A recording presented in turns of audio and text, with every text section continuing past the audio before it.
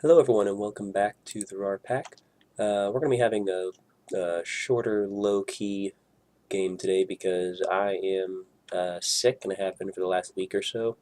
Um, but I've been doing a lot of work on this map because I haven't been able to get out of the house much. So if you look around, I actually have a nice big area flattened off here.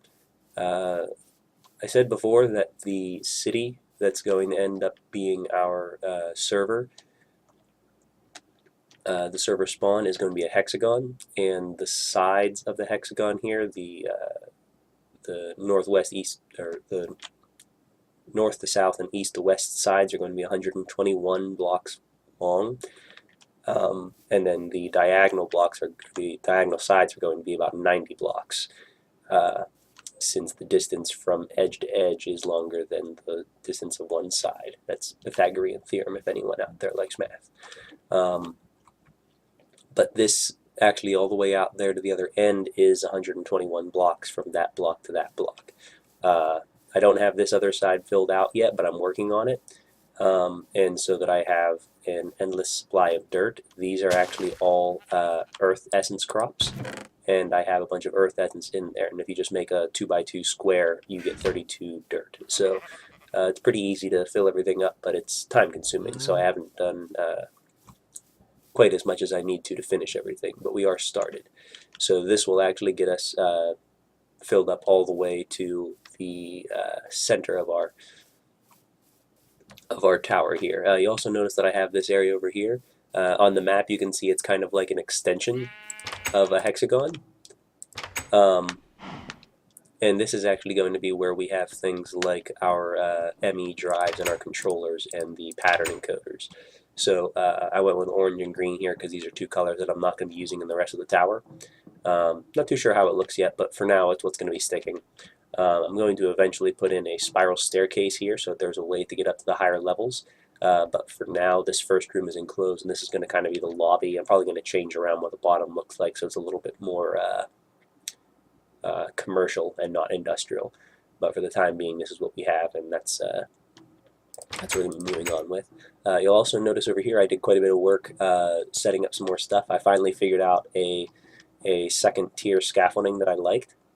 So this is going to eventually wrap the whole way around. And this one over here is actually an enclosed glass area with two maintenance hatches for an assembly table. And I use the assembly table to make our ME basic processors.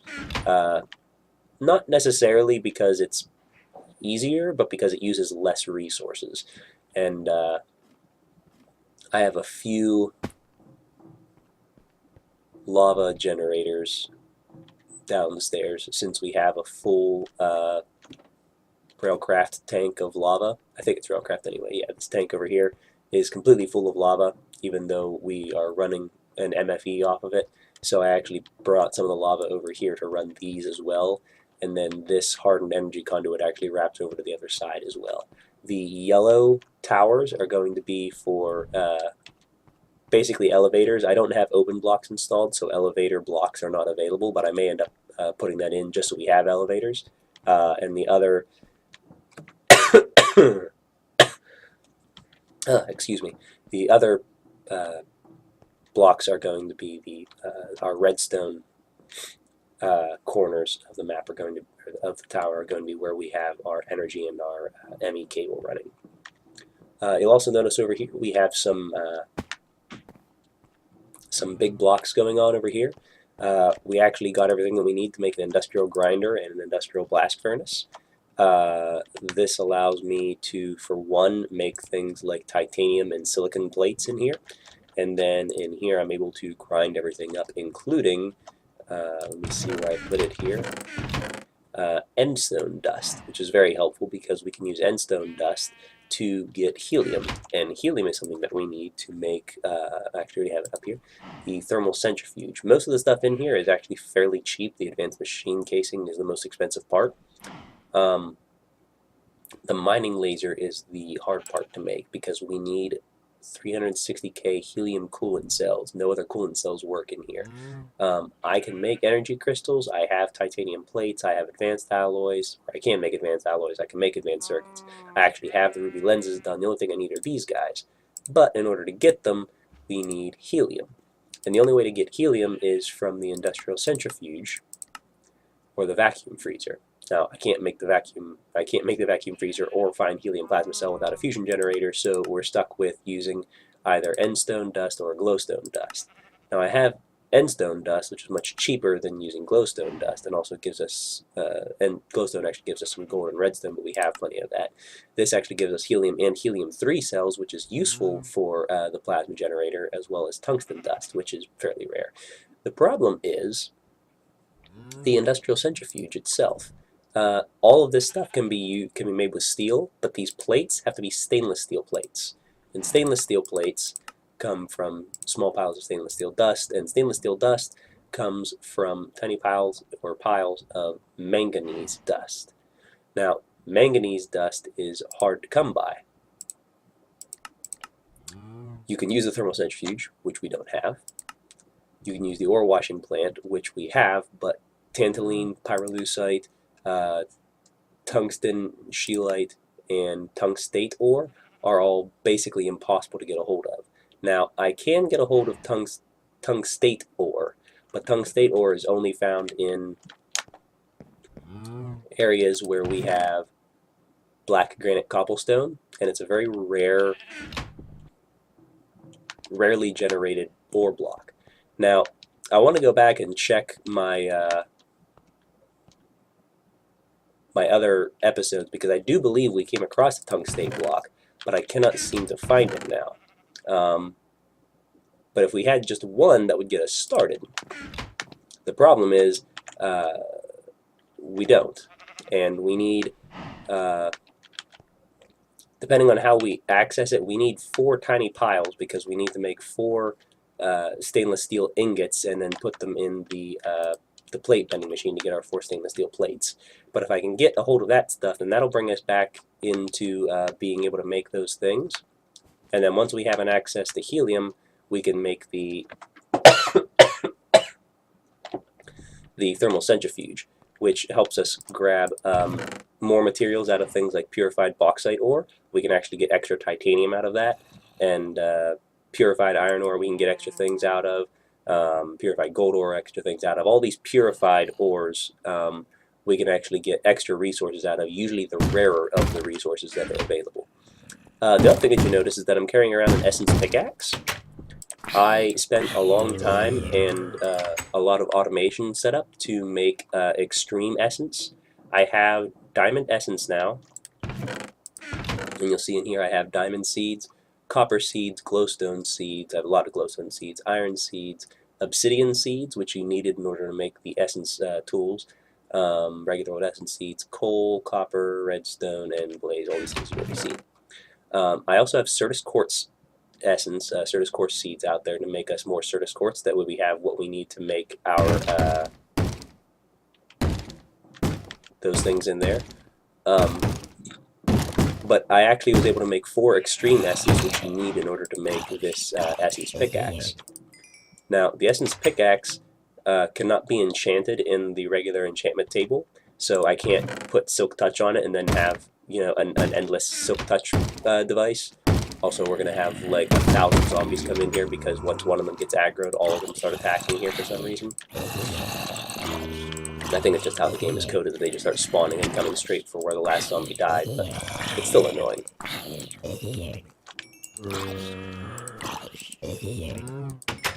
Okay, now they're all dead. But yes, I was able to make the essence pickaxe, and I don't think there's any uses for it, but I can at least show you what we did. Oops.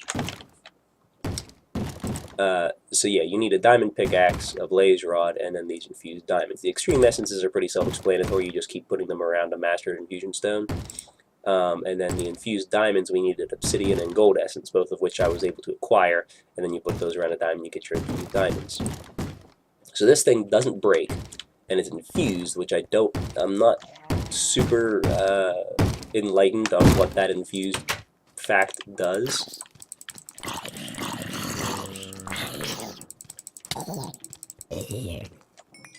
But what it does do is give me an unbreakable pickaxe so that I can go around and harvest stuff without having to worry about running out of pickaxes. So I've been using that to go on much longer mine runs, and it has been helping. We have quite a few resources, and it also works for actually mining the black granite cobblestone so that I can look around inside there to find the... Ooh.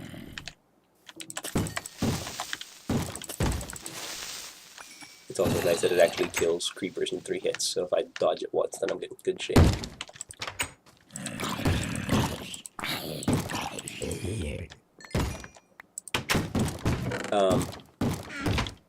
But yeah, basically we've been doing a lot of stuff in here. I was also able to build the lathe, the plate cutting machine, the electrolyzer, which I don't know if we've seen yet or not, and quite a few other cool things, like the assembly table, for instance. Eventually I'll get all these zombies out of here, and then I can take a nap, and then they'll go away. But the other thing that I did was I was able to make ender essence. You notice I was able to get endstone dust, but I have not made it to the end yet. Ender essence you can put in a 4x4 grid like this, and you actually get 16 endstone, or no, I think it's 8 endstone. But you can use to get ender pearls and endstone. And I finally got enough endermen dead. I killed like 50 of them before I finally got my 4 ender pearls. But we finally got them all, and I got 1 left over. Boy, these people are annoying. Okay.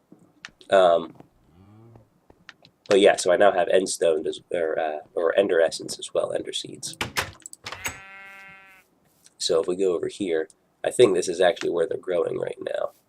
Let me double check real quick. Yeah, we actually have 6 ender essence. So you could put 4 of those in a 2x2 grid like that, and it'll actually make endstone, and then you can mash that up to get endstone dust, and you can use that to get or the helium that we'll need. And then we also have Certus Quartz essence over here so that we can make more Certus Quartz, and that actually comes in ore. And you get 4 ore for that, and then throwing it into the grinder gives you plenty of ore and or plenty of Certus Quartz and Certus Quartz dust, which is all very useful.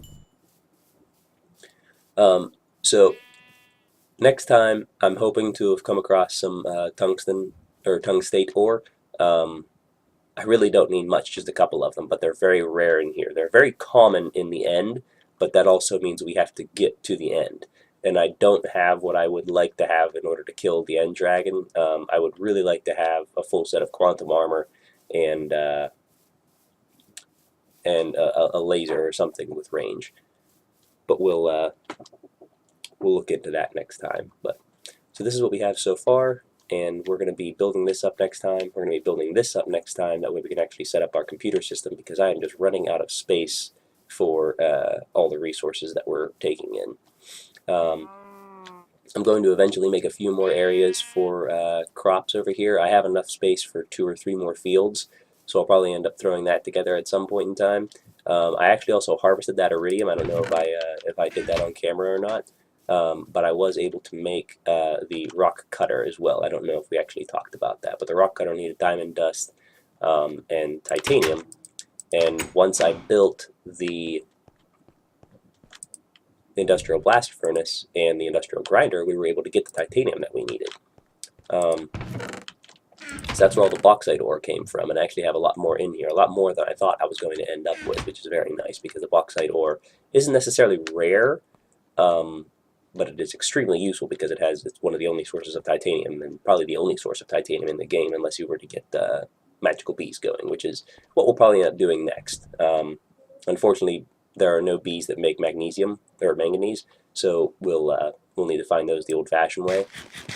And there are no essence crops for tungstate ore.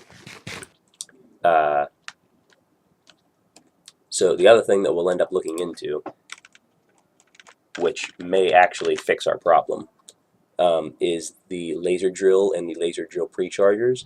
They require a ton of energy, and they actually use redstone flux, not EU, but they will just randomly mine after you dig a hole to bedrock, they will just mine random resources out of bedrock, and you'll get everything from diamonds to iridium to copper and iron, like, you know, vanilla stuff and other stuff.